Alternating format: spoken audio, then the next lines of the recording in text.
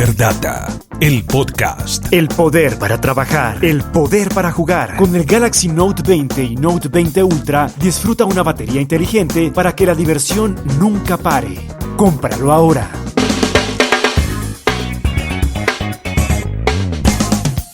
Hola a todos, ¿cómo están? Bienvenidos a un nuevo episodio de Hiperdata, tu vida conectada, el podcast de tecnología. También hablamos aquí de ciencia, muchos invitados. Hoy tenemos un par de temas increíbles que sé que va a ser de mucho interés para ustedes. El primero de ellos, tenemos a un invitado, él es Hernán Navarro, una persona que le ha dedicado todos sus esfuerzos a combatir el grooming. Para los que no están muy familiarizados con este término grooming, hace varios años ya, en 2015, un hombre llamado Alejandro Matamoros fue el caso más sonado de este delito en Colombia. Ya les voy a contar de qué se trata este ciberdelito que afecta a niños y adolescentes. Hoy estaremos probando un smartphone, un celular, el Samsung Galaxy Note 20 Ultra. Lo he estado probando durante varios meses y debo decir que es excepcional. Ya les voy a contar más al respecto. Y para finalizar, en código abierto, en uno de los últimos episodios de este año tendremos como invitada a Camila Zárate, actriz. Ha participado en varias producciones a nivel nacional, en películas, y bueno, ya nos va a contar qué tan cercana es al mundo de la tecnología. Así que 10, 9, ignition sequence start. Ajusten sus cinturones, arrancamos esta nave. Esto es Hiperdata, tu vida conectada. Bienvenidos.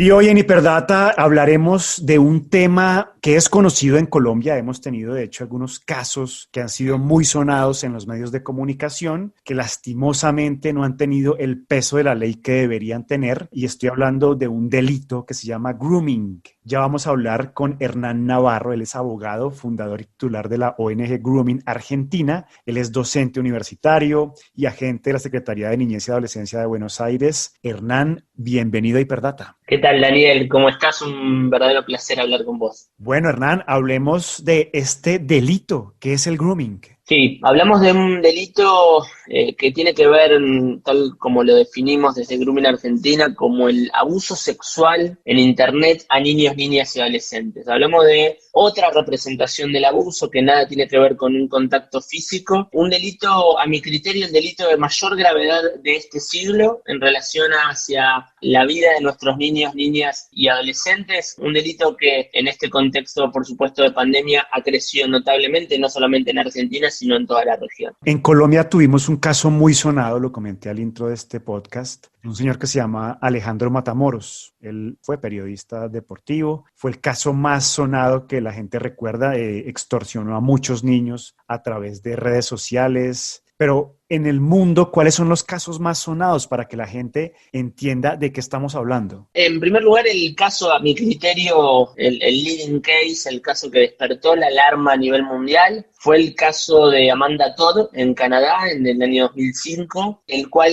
se conjugan distintas conflictividades, tales como el sexting, el grooming, el bullying, y lamentablemente culmina con otro flagelo que muy poco se habla en relación a las infancias y a las adolescencias, que tiene que ver con el suicidio. ¿Cómo operan los groomers, estas personas que cometen estos delitos contra los menores de edad? ¿Son redes? ¿Son personas? Sí, siempre son personas. Quiero desmitificar esto de la idea de un perfil falso. Un groomer también puede ser una persona que conozcamos en la vida física, que conozcamos personalmente, y en esto también quiero romper con ese imaginario, y diría con una mirada y una visión lombrosiana de aquel perfil mal llamado hacker, ¿no? Digo, que opera en capucha, ¿no? Que tiene conocimientos, puede tener conocimientos informáticos o no, pero en resumen puede ser cualquier persona. Lo que nosotros venimos observando, vemos cómo prevalece el coto de casa. Son personas que salen a la casa permanentemente. Por un lado, el factor de la hiperconectividad en niños, niñas y adolescentes, que automáticamente los convierte en personas hipervulnerables, y por el otro lado, el factor que no podemos soslayar, hablar del coto de casa en este tipo de perfiles, con lo cual hoy en este contexto de pandemia tenemos una tormenta perfecta para el incremento de los casos. Hoy lo que estamos viendo, Daniel, es un cazador cazando en un zoológico. Hoy en día los padres le regalan a sus hijos smartphones, dispositivos electrónicos a muy temprana edad, pero como que simplemente a veces los entregan y se desentienden de los dispositivos. ¿Qué medidas de protección deberían instalar los padres en estos dispositivos para estar al tanto de lo que pasa en la vida virtual de sus hijos? Es muy importante y muy interesante tu pregunta. Y hablo de la región en América Latina, las edades en las cuales los niños y las niñas acceden a sus primeros teléfonos propios. Diría que a los 9 años un niño o una niña se emancipa digitalmente en términos de responsabilidad de sus padres y de sus madres. Traigo un ejemplo que puede ayudar a la construcción. Cuando yo aprendí a manejar, me enseñó mi abuelo a manejar, y cuando me subí al auto me dijo, bueno, este es el cinturón de seguridad, este es el espejo retrovisor, tenés que mirar para adelante, de vez en cuando mirar para ver quién viene atrás, este es el freno de mano, etcétera. Hoy, cuando un adulto le da la responsabilidad, porque también tenemos que hablar de responsabilidades, que por supuesto los niños y las niñas no pueden asumir en esas edades, cuando el adulto le otorga esa responsabilidad a su hijo o a su hija, en este caso en promedio 9, 10 años en América Latina, no viene acompañado de estos consejos de seguridad, de protección, de autovalimiento, de resguardo. Con lo cual, la mirada que nosotros queremos imprimir en el mensaje tiene que ver con justamente ir hacia ese cambio cultural, justamente ir hacia ese cambio de paradigma donde podamos armonizar las miradas. Sucede que el adulto no puede administrar aquello que desconoce. Sucede que el adulto no puede brindar herramientas que desconoce. Por eso estamos en un punto, yo diría, clave para armonizar esas miradas, para encontrar verdaderos puntos focales que nos permitan ir hacia la adquisición de esas herramientas, donde por carácter de transmisión de conocimiento esto hoy lamentablemente no sucede. Por el contrario, son los chicos y las chicas los que educan a los adultos responsables en términos digitales. Por eso debemos revertir la mirada en ese sentido. Y en cuanto a la herramienta que puntualmente me preguntaste, elegiría la herramienta del diálogo,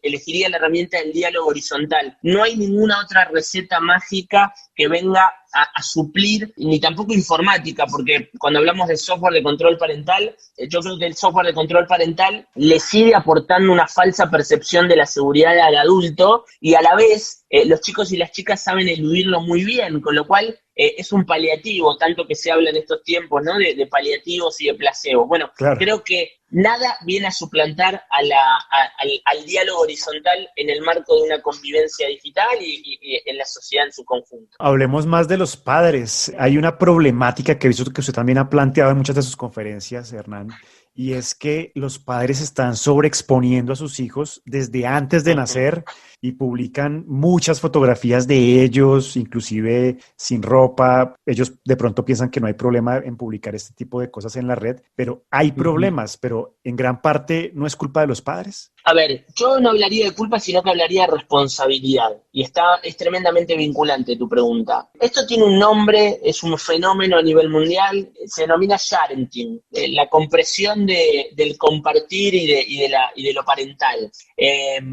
Hoy cada vez más niños y niñas, desde bebés, ya asumen una identidad digital producto de las decisiones de las y los adultos responsables. Y en esto, quienes trabajamos muchísimo incorporando la mirada de la protección de derechos de niños, niñas y adolescentes, vemos cómo hasta se conjuga y se puja un conflicto potencial de vulneración de derechos, por supuesto inconscientemente, ¿no? En ese papá o en esa mamá, dado que tenemos decisiones arbitrarias donde la voz de los niños y de las niñas no es escuchada. Y esto ocurre, nosotros tenemos muchos casos en Argentina y se ven casos en toda América Latina, digo, en todo el mundo, de padres o madres que le crean cuentas que asumen identidades digitales de sus hijos o de sus hijas a muy temprana edad, con lo cual no hay una decisión de ese niño o de esa niña. Yo creo que la sobreexposición de los datos personales, y este sería el significado del sharenting, la sobreexposición de los datos personales por parte de los padres y de las madres, cuando son los familiares los que muestran información en distintas plataformas, en distintas redes sociales, que luego esa información también, en este caso los delincuentes sexuales, se nutren de esa información para construir la ingeniería social. Y pongo un ejemplo muy, muy concreto para aquellos y aquellas que nos escuchan puedan identificar. Primer día de clases, cuando un padre o una madre sube a su muro de Facebook la foto con su hijo o con su hija con el logo del colegio, geolocalizando la escuela, etiquetando a los mejores amigos, es brindar información al mundo entero, en este caso también ese tipo de perfil, el cual describí hace un ratito, viene a nutrirse de esa información que los propios padres o madres vuelcan en sus redes sociales. Hoy en día estamos en una realidad y es que estamos hiperconectados, tenemos información por todas partes, nos escuchan por todas partes, el celular, la consola de videojuegos. ¿Hay riesgos en otras plataformas como los videojuegos, TikTok, riesgos de grooming? Sí, la respuesta es sí, y la respuesta es: hoy toda plataforma que permita un intercambio de mensajería entre dos usuarios, lamentablemente debemos ubicar a una potencial víctima de grooming. Estamos mirando con mucha preocupación los juegos online, de hecho estamos manteniendo reuniones con empresas de juegos para poder brindarles información acerca de la metodología que los delincuentes sexuales ejecutan en los juegos online. Por ejemplo, hace algunas semanas hemos denunciado en Argentina el primer caso de grooming en la plataforma de Among Us, un juego que es furor, que lo conoces muy bien, Daniel, que es furor y que ha incluso superado al mítico Fortnite, ¿no? Digo, hoy la realidad es que todo espacio donde habite un niño o niña adolescente, lamentablemente va a ser un caldo de cultivo para que esa otra pandemia, la cual yo vengo hablando, la pandemia de la pedofilia, conviva en ese mismo espacio. Lo que sí vemos como dinámica en los juegos online tiene que ver con que el delito se termina de configurar en otra plataforma, pero inicia en ese juego online. Es decir, se genera el gancho, el cebo, el lewing, la generación de confianza, se da en un juego online, pero luego migra y se termina de configurar. Nosotros tenemos medido en un gran porcentaje a WhatsApp, pero también puede migrar al perfil, a la identidad digital de la víctima en otra red social, con lo cual hay que entender también al grooming como un delito continuado y hay que entender al grooming como un proceso que puede durar minutos en consumarse o un proceso que puede durar hasta años. Nosotros hemos tenido víctimas que lo han padecido por más de 5 años sistemáticamente. En esto hay personas que operan como lobos solitarios, para satisfacer su costado sexual perverso propio, pero hay una lamentable, triste y gran industria, yo hablo de la industria del horror, ¿no?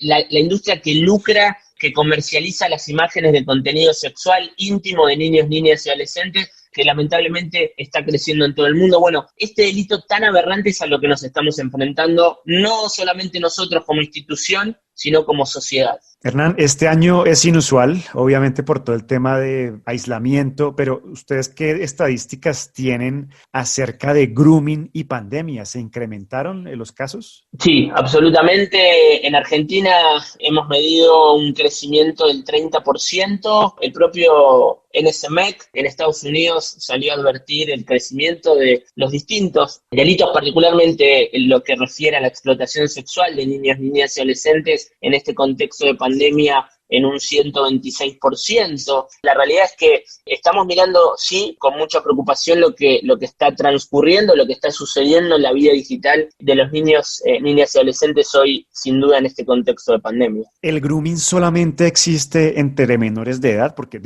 el sexting también hay estadísticas de que se incrementó en aislamiento, es una realidad, sí. Pero ¿no podría ser un camino hacia el grooming también? Está íntimamente relacionado y en esto te aporto datos. Nosotros medimos el sexting en Argentina desde febrero del 2019 a febrero de este año, justo antes del inicio de la pandemia, del confinamiento en nuestro país, el cual nos arrojó que esto lo relevamos en 2.300 casos presenciales, testigos que relevamos desde el Grooming Argentina en la comunidad educativa de gestión pública y de gestión privada en todo el país. Nos arrojó que 4 de cada 10 adolescentes de entre los 14 y 17 años practica el sexting en Argentina. Nos arrojó que 6 de cada 10 niños, niñas y adolescentes en nuestro país habla con desconocidos en Internet, que 5 de cada 10 fueron agregados de manera compulsiva sin su consentimiento a grupos de WhatsApp y que 3 de cada 10 de vuelta en el segmento entre los 14 y los 17 años fueron un encuentro personal con alguien que conocieron en Internet. La realidad es que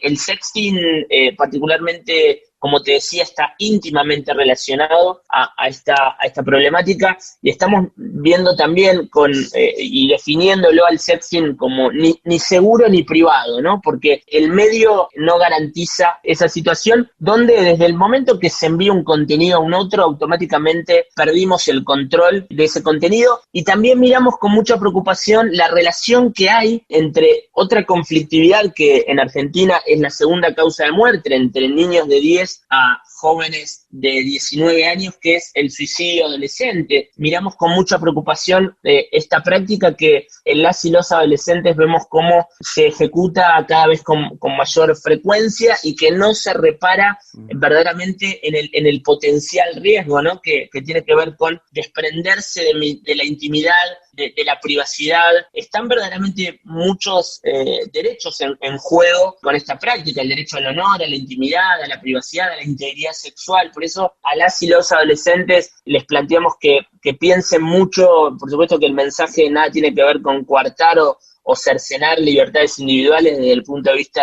del pleno y efectivo goce de los derechos sexuales, pero creemos que, insisto con esta definición, es una práctica que no es ni segura ni privada. ¿Cómo detectar a un groomer y cómo ponerlo en evidencia? Detectar a un groomer no es fácil, verdaderamente no es fácil, dado que, bueno, a ver, son expertos manipuladores, se camuflan muy bien en esas representaciones que llevan adelante. Por eso hay que trabajar muchísimo desde la detección temprana, desde la prevención, al igual que en materia de la lucha contra el narcotráfico, en materia de drogas, trabajar mucho en la reducción del daño, y para esto es muy pero muy importante estar atento y advertir indicadores en los niños, niñas y adolescentes que puedan llevar a una potencial situación de grooming. Y en esto nosotros vemos indicadores generales que tienen que ver con, le pondría de título, situaciones que nos llamen poderosamente la atención, voces de alerta. Nadie más mejor que un padre o que una madre conoce a su hijo o a su hija, y en este sentido, estos indicadores generales por un lado, y también indicadores específicos, pero digo, los indicadores generales que tienen que ver con los cambios repentinos en las conductas, en el humor, ¿no? Las fluctuaciones de los estados de ánimo, la baja en el rendimiento escolar. Atentos y atentas a este indicador, que es un indicador que atraviesa distintas vulneraciones. La baja del rendimiento escolar es algo que observamos muchísimo. La modificación del lenguaje corporal, esto de la evitación de la mirada, la cabeza agacha, estos son indicadores generales. Ahora, atento a los indicadores específicos que nosotros venimos recabando en estos años de recepcionar denuncias y de acompañar a las familias en Argentina que lamentablemente tienen que atravesar una situación de estas características. Vemos cómo todo lo relacionado a lo conductual con la tecnología a tener en cuenta. Ejemplo, el ocultamiento de los dispositivos móviles, el estar conectados hasta altas horas de la noche, que en esto hoy se borronea, ¿no? Con el contexto de pandemia.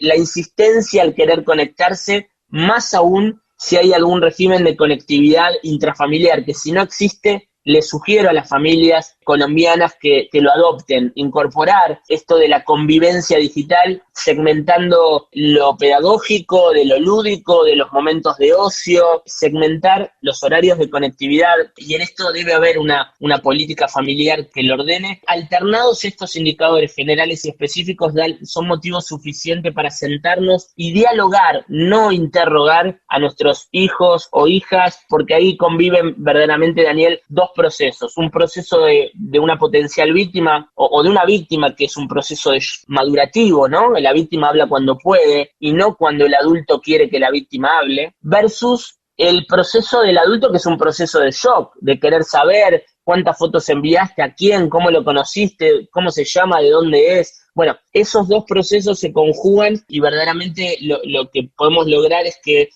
lamentablemente las víctimas no se abran ni nos cuenten la situación que están padeciendo. Por eso hay que convertirnos en adultos protectores, de confianza, que escuchan, que acompañan, que guían. Este es el sentido que queremos imprimir a la acción de las y los adultos a la hora de verse con un caso. Hernán, usted nos comentaba que hay adolescentes que inclusive han llegado al suicidio. ¿Qué debería hacerse ante esta situación? ¿Cómo deberían actuar los padres? ¿Qué deberían hacer los adolescentes? ¿Ante quién denunciar? ¿Cómo hacerlo? Bueno, en esto es muy pero muy importante siempre la denuncia ante los órganos competentes, policía, justicia, y en esto es muy pero muy importante resguardar toda la evidencia que describa una situación de estas características. Es muy, pero muy importante lo que en Colombia se denomina el pantallazo, ¿no? O sea, realizar capturas de pantalla de absolutamente todo, copiar las URL de los perfiles, esto es muy, pero muy importante, sacarle una foto a las URL de los perfiles, a los links que aparecen en la parte superior, en la barra. Esto también lo tenemos que explicar porque estamos trabajando fuertemente en lo que refiere a la alfabetización digital. Y muy, pero muy importante, no hacerse pasar por nuestros hijos o hijas que padecen una situación de estas características, porque en primer lugar prevalece la reacción emocional, no la reacción racional. O sea, va a haber una reacción epidérmica. Y en esto, por más que el celular cambie de mano, cuando decimos desde la jerga que el celular cambia de mano, del otro lado se pueden dar cuenta. Digo, el perfil del delincuente sexual puede notar que ese celular ya, por la manera de escribir, por distintas situaciones, porque también hay que decirlo, hay perfiles que tienen mucha experiencia en lo informático y ahí se agudiza, se profundiza mucho más la situación desde el punto de vista del avance en un proceso judicial. Pero esto es muy, pero muy importante para los padres y para las madres, no hacerse pasar por un perfil de un hijo o hija víctima, porque esta reacción emocional puede frustrar y truncar el futuro del proceso penal, y porque también desde el punto de vista técnico, penal, no habría víctima, hay una persona adulta que estaría hablando con otra persona adulta. Esto nosotros lo venimos viendo desde la práctica, los planteos de nulidades de la defensa que plantean y refieren que hay una persona adulta, victimario, hablando con otra persona adulta, con lo cual no habría víctima. Esto me parece muy interesante traerlo y luego con toda la recopilación de la evidencia digital dirigirse a las autoridades competentes. Bueno, ya antes de irnos, Hernán, muy chévere esta charla para que la gente pues esté enterada de todo el tema de grooming. Hay mucho desconocimiento a nivel mundial sobre esto, es bien difícil acercarse a la tecnología. Bueno, aquí lo estamos intentando acercar a la gente, pero ¿dónde podría entrar la gente a informarse? ¿A qué páginas, qué apps descargar? Bueno, en esto, Daniel, nosotros hemos desarrollado una aplicación, la primera y única, diría, en Latinoamérica, que permite denunciar un caso de grooming en tiempo real. Esto es una aplicación que también, aun si se llevaría a cabo desde Colombia, nosotros podríamos articular con organizaciones, autoridades de Colombia para llevar a cabo la denuncia. Y en esto, la aplicación se llama GAPP, es una aplicación gratuita para los dos sistemas operativos, tanto para Android como para iOS, que permite denunciar un caso de grooming en tiempo real con solo presionar un botón. A la víctima se la remite a nuestra línea de WhatsApp de Grooming Argentina, que opera las 24 horas, donde rápidamente el equipo va a estar escuchando activamente a esa víctima y acompañando y realizando el abordaje en el marco de un protocolo de actuación con la familia. Nuestra página es www.groominarg.org. Nos encuentran como Grooming Argentina en todas las redes sociales. Van a encontrar mucha información valiosa. Hernán Navarro, fundador de la ONG Grooming Argentina. Gracias, Hernán, por haber estado aquí con nosotros enseñándonos sobre este tema que es bien importante, incluso, bueno, para todas las personas que tenemos hijos, pues es una información invaluable y nada, gracias. Por favor, Daniel, muchas gracias a vos por el contacto y siempre a disposición. Hiperdata. Y hoy en Hiperdata hablamos del Samsung Galaxy Note 20 Ultra, un dispositivo con grandes prestaciones, una herramienta de productividad que básicamente es como tener un computador en el bolsillo, hecho claramente también para viajeros, destacable su set de cámaras, tamaño en pantalla y el S Pen. Además es ideal para videojuegos y creadores de contenido. Pero comencemos por el S Pen, que es uno de sus grandes diferenciales, es el amigo inseparable de diseñadores. Dibujar y hacer trazos es muy relajante gracias a un tiempo de respuesta de 9 milisegundos que hace que la experiencia sea tan natural como escribir en papel. Con el S Pen se puede usar a distancia Spotify, Netflix, YouTube, pasar slides en PowerPoint y una función que personalmente uso demasiado en viajes y cuando estoy con familia, y es hacer selfies a distancia, obturar desde lejos con el botón lateral del S Pen. Y ahora hablemos de la pantalla, que tiene 6,9 pulgadas pulgadas Dynamic AMOLED que evita la fatiga visual, ideal para jugar videojuegos y para ver contenidos en video. Es un dispositivo muy poderoso con 8 GB de RAM, 256 GB de espacio en disco y tiene algo que es bien interesante y es la función Samsung DeX, que sirve para conectar el smartphone a cualquier pantalla o televisor. Lo convierte básicamente en un computador con todas sus funciones para trabajar, ideal para productividad. Si hablamos de autonomía, tiene 4500 miliamperios de batería con carga reversa inalámbrica. Usted, por ejemplo, puede poner en la parte trasera sus Buds Live, audífonos, y se pueden cargar directamente, o dispositivos compatibles con este tipo de tecnología. El lector de huellas dactilares ultrasónico responde muy bien al tacto, desbloquea naturalmente y muy rápido, y los colores que llegaron a Colombia son el Mystic Black, el Mystic White y el Mystic Bronce. Pero entremos a la parte fuerte de este review: las cámaras. Tiene en la parte posterior varias cámaras. La primera de ellas es un gran angular de 12 megapíxeles. La segunda, un sensor principal de 108 megapíxeles. También tiene un teleobjetivo de 12 megapíxeles con la cual se pueden tomar fotografías 5X óptico. Las fotografías con este 5X quedan con una gran calidad y también tiene un zoom digital de 50X. Además, tiene un sensor de profundidad para el efecto desenfoque. La cámara frontal tiene un sensor de 10 megapíxeles. El set de cámaras es destacable, pues tiene mucha innovación, que es lo que uno más aprecia en este tipo de dispositivos de alta gama. Tiene una grabación profesional de video, puede grabar hasta en 8K. Algo que me gustó mucho es la estabilización, es casi como tener un Steadicam en la palma de su mano. Cuando usted va grabando por la calle o en un carro, el movimiento es totalmente natural, es muy profesional. La grabación de audio también es profesional. Usted puede grabar con audífonos Bluetooth y puede gestionar varios parámetros en la grabación. La experiencia para jugar videojuegos es impresionante gracias a la tasa de refresco adaptativo de 120 Hz que tiene este dispositivo. Hace que la experiencia con los videojuegos o los videos en los servicios de streaming sea mucho más fluida. Y la inteligencia artificial del dispositivo se encarga de esto, se encarga de optimizar las escenas, cuándo usar esta tasa de refresco, pero también se encarga de gestionar la batería. A medida que el celular aprende más de usted, su funcionamiento y rendimiento cada vez va a ser mucho mejor. Y 3 datos extras recomendados de la casa: busquen covers que se acoplen y adapten a sus necesidades. Si es productividad, un case de libro funciona bien.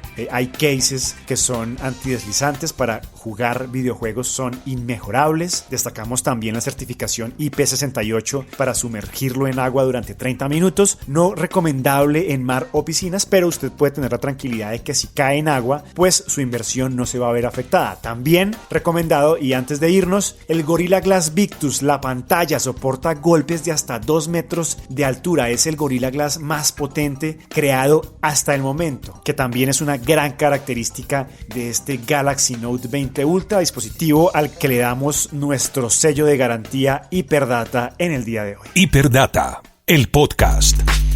Y en Código Abierto hoy hablamos con Camila Zárate. La conozco hace mucho tiempo. Siempre me siento extraño cuando la entrevisto. Es una persona que conozco y que aprecio mucho. Y pues nada, Camila Zárate, bienvenida a Hyperdata. Hola Dani, muchísimas gracias. Yo muy feliz de que me invites. Yo siempre firme para tus entrevistas y bueno, pues qué mejor que hablar de tecnología. Aunque no soy la más diestra en la materia, sí me he tenido que empapar, creo, como todo el mundo, ¿no? Ya es una nueva era digital. Entonces bueno, gracias por la invitación. Bueno, Camila, cuando se ingresa su nombre en Google, una de las principales preguntas que se hace la gente es: Camila Zárate, hippie.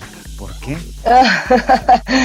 Pues cuando tú buscas Camila Zárate dice hippie porque tal vez yo en algún momento decidí renunciar a la vida que tenía en Bogotá en ese entonces. Estaba como consolidando mi carrera como actriz y decidí de un momento a otro irme, ¿no? Vendí todo, renuncié a todo, la verdad, y me fui a una playa a volverme artesana y como a vivir la vida desde otras perspectivas. Pero bueno, igual tampoco es un insulto, creo que también es un halago y lo tomo de la mejor manera. Camila, hablemos de tecnología. ¿Cuál es su gadget favorito? hoy en día mi gadget favorito, yo creería que entre lo más básico, el mouse inalámbrico.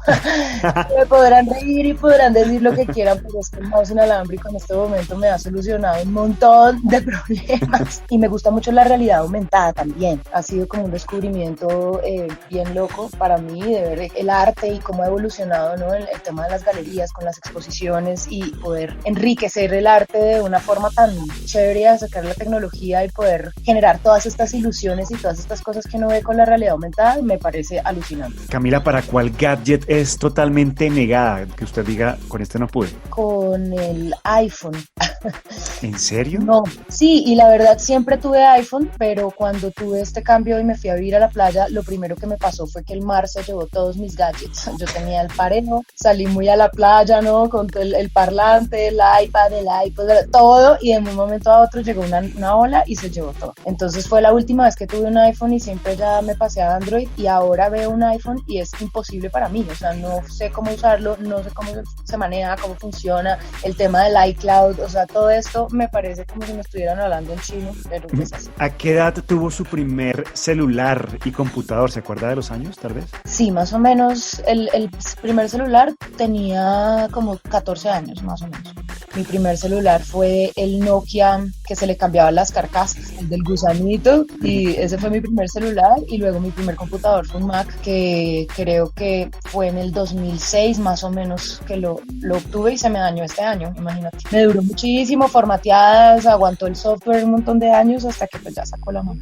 Bueno, chévere. ¿Le ayudó la tecnología en aislamiento? ¿La sacó de crisis de pronto? Estuve muy activa, pero la verdad la tecnología sí me permitió como a veces desconectar la mente, porque mucha ansiedad, ¿no? En el encierro, entonces chévere poder tener el streaming, poder tener el computador, poder tener el parlante, los audífonos y tener toda esta conexión. No me imagino que hubiera sido esta cuarentena sin la tecnología, aunque creo que muchos de mi generación y más grandes que yo podemos recordar esos años que nos quitaban la luz de racionamiento en Bogotá. Yo me acuerdo que tenía una grabadora Sanyo y eso era lo único que había de tecnología en ese entonces, y la lográbamos, la piloteamos, pero esto ya creo que fue un poco más complejo y no hubiera podido ser igual sin la tecnología. Me voy a sentir viejo con esta pregunta que le voy a hacer, ojalá sea positiva la respuesta. ¿Cómo le va con TikTok? Mal. Dios mío. Sí, no, mal, la verdad, no lo bajé, no lo entendí. Y esto de TikTok ya fue demasiado para mí, o sea, si Snapchat casi no puedo con esto, me duró 8 días la aplicación en el celular, creo que TikTok menos, o sea, yo creo que es de Facebook, Twitter y Instagram, y eso ya es la vieja escuela, entonces no, con TikTok para nada, la verdad. Cami, ¿cuál ha sido su peor fiasco con la tecnología? De pronto que recuerde, no sé, mandar mal un mensaje, no sé. Bueno, pues, eso sí creo que nos ha pasado a todos o dejar el Facebook abierto donde uno no tiene que dejarlo. Una anécdota que recuerdo es que me puse a limpiar el computador alguna vez con alcohol, pensando, no, pues que el computador iba a quedar divino, y entonces empecé con el algodón a pasarle en el teclado, con el alcohol, y de un momento a otro el computador estaba apagado. Cuando lo prendí, me salió como un comando errado, y cuando me di cuenta, claro, estaba como quedó presionada una sola tecla del teclado, y el alcohol le empezó a quemar todo. Y me tocó cambiarle todo el teclado al computador por la ignorancia. ¿Qué contenido recomienda para ver en streaming, Netflix, YouTube? Bueno, me hablaba de un canal sobre cannabis. Me gustan mucho los canales de ciencia, amo YouTube, siempre me gustará YouTube a pesar de sus anuncios. Los canales de ciencia, SciShow, After School, me gusta muchísimo. En algún momento tuve Amazon Prime, me gustó mucho lo que puede conseguir uno en Amazon Prime, pero definitivamente me vuelvo a pasar a Netflix, porque la verdad siempre que necesito desconectarme o ver algo entretenido, un documental, encuentro lo que necesito. Bueno, hablemos de playlist de música. En alguna ocasión hicimos un par de road trips por la ciudad, y me acuerdo que Camila ponía la música. ¿Qué música escucha ahora? Pues ahora yo creo que el algoritmo está un poco confundido conmigo en Spotify. ¿Por qué? Porque él ya no sabe qué mostrarme, porque pues en mis días puedo ser muy variable y puedo pasar desde escuchar Morning Classical, que me encanta, que es un playlist de música clásica para la mañana. Puedo pasar de eso a oír, no sé, por ejemplo, Dua Lipa. Okay. Y entonces luego puedo pasar a oír Psytrance, entonces tengo varios playlists de Psytrance, tengo varios playlists, me gusta mucho la música ochentera, entonces oigo mucha música vieja, tengo un playlist de rock, entonces pues me gustan los clásicos, me gustan los Red Hot Chili Peppers, me gusta la vieja escuela de Linkin Park, no sé, Chris Cornell. Entonces tengo como un revuelto ahí de música y entonces el algoritmo ya como que se confunde y a veces no sabe si amanecí reggaetonera o amanecí clásica o qué onda, pero pues sí, la verdad, creo que tengo de todo ahí en el Spotify. Ok, ¿ha entrado al mundo del podcast? ¿Escucha alguno recomendado? Tengo que reconocer que a veces, como soy un poco dispersa, me aburro fácil, pero he encontrado en muchos podcasts cosas que en la radio no, y soy asidua fanática de la radio también. Nunca he dejado de escuchar radio en el celular, en todas partes, y el podcast que más recomiendo y como que más escucho, yo creería que es el podcast de Diana Uribe. Okay. Me encanta ella, me encanta su forma de expresarse, de comunicarse, de contar sus historias, de que a uno le quede absolutamente clara la historia. Me encantan sus miércoles de cine, los análisis de las películas. Para los que no han escuchado a Diana Uribe, ella es maravillosa y creo que es mi podcast favorito hasta ahora. Camila, en su proceso de actuación, ¿usa tecnología o a la vieja escuela con hojitas subrayando con resaltador? No, eso hace mucho tiempo pasó. Bueno, no solamente porque qué mamera estar cargando el panfleto de libretos para arriba y para abajo, sino también por el tema ambiental. Entonces ya el tema de encuadernar libretos, aunque era muy bonito y era muy organizado, pues eso ya pasó a la historia. Yo tengo un iPad y con ese iPad hago todo. Tengo una aplicación que se llama Rehearsal que me encanta y ahí bajo los libretos, los subrayo y pues ya cargo el iPad y creo que ya se ahorra uno mucho más trabajo. ¿Qué opina de la tecnología en el cine? Hay gente que la critica mucho porque dicen que realmente no es cine, tiene tipo Avengers. La tecnología ha ayudado muchísimo al tema de edición, al tema de la postproducción. Antes lo que era un efecto especial, no sé, en Jurassic Park y se veían los dinosaurios medio mecánicos, ahora ya no sucede así y pues creo que tenemos que estar mucho más abiertos. Respeto mucho la vieja escuela que critica esto también y que dice que esto no es arte, pero pues al final si abrimos nuestra cabeza y nos ubicamos en el siglo XXI, seguramente vamos a encontrar que sí es arte y que para poder llegar a eso, los que trabajan en eso pues definitivamente sí tienen que estudiar mucho y es una magia, ¿no? Sigue siendo la magia del cine y creo que el cine va a seguir evolucionando. Y la de irnos, Camila, si pudiera desaparecer un aparato tecnológico de la Tierra, ¿cuál sería? Los drones. ¿En serio? ¿Por qué? El impacto ambiental que eso genera en los animales es fuertísimo porque un dron suena muy duro y entonces salen los ositos polares muy bonitos, ¿no? Pero resulta que están asustados porque se están sintiendo amenazados por una cosa ajena que no conocen. También no sé si Daniel ha escuchado hablar sobre los drones con armas letales. Sí, obvio. Oficiales, claro. Eso es loquísimo, súper raro, parece una película de ciencia ficción y la gente todavía piensa que no vamos a llegar a eso, pero estamos ahí. La tecnología armamentista está con estos drones. Ahora usted puede tener ahí sus datos biométricos en un dron y vienen y lo matan. Entonces a mí me parece que es un implemento de control pues hasta ahora subvalorado por el grueso de la población y deberíamos investigar un poco más porque pues sí se vienen cosas muy fuertes con estos drones y para mí que desaparezcan. Pues un placer, Camila Zárate, haberla tenido con nosotros hoy aquí en Hiperdata. Me sentí en clase de cine, aprendí mucho, y pues nada, hasta una próxima oportunidad. Pues muchísimas gracias, Daniel, por esta invitación. Quiero recordarles igual mis redes. En Instagram me encuentran como @lasangrededrago, ahí me pueden encontrar, ahí estoy cerquita de toda la gente y muchísimas gracias por la invitación y nos vemos en una próxima oportunidad. Terminamos, no es más por hoy. Espero nuestra reseña de hoy les haya servido y hayan conocido un poco más de la vida de Camila Zárate. Nos oímos dentro de 8 días con un gran especial a puertas de que se acabe este año 2020. Chao. Hiperdata, el podcast. El poder para trabajar, el poder para jugar. Con el Galaxy Note 20 y Note 20 Ultra, disfruta una batería inteligente para que la diversión nunca pare. Cómpralo ahora.